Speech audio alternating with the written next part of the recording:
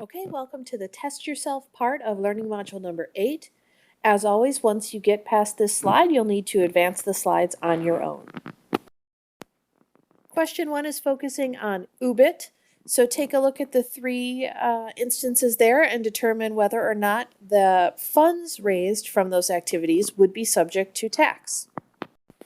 Okay, so the first one, that nonprofit hospital, even though it's running a cafeteria just for its doctors and not its patients or their families, it's still not subject to UBIT. That would be considered a convenience business, right? We want the doctors to stay close so that if there's an emergency, they can take care of the patients. So providing them a cafeteria so that they don't have to leave the campus would be considered, not subject to tax. Now, the dog rescue that has the rights to a successful song, they, nothing that they do is about the arts, nothing that they do is about songwriting.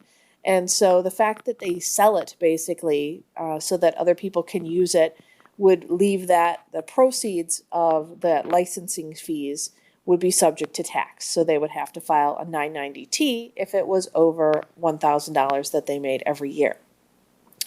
The men's shelter that is running the ice cream shop, because it is run by the men who go to the shelter so that they can learn skills and develop a trade, that would be considered consistent with their consistent with their mission, and so it would not be subject to UBIT. Okay, take a look at question 2 and see what type of information you can find on a standard 990. Okay, so actually you can find all of this information on a standard 990. We definitely have to disclose the amount that we spent on professional fundraisers. It's actually in a couple different places, and we have to itemize it and say who we're paying. We definitely have to talk about the amount of funds that we're spending on lobbying.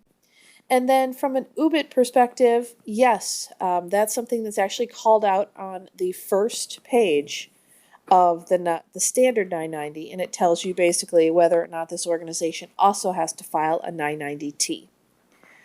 So that's just some brief test yourself questions. I will be back in touch with you after spring break. I hope you all have a great spring break.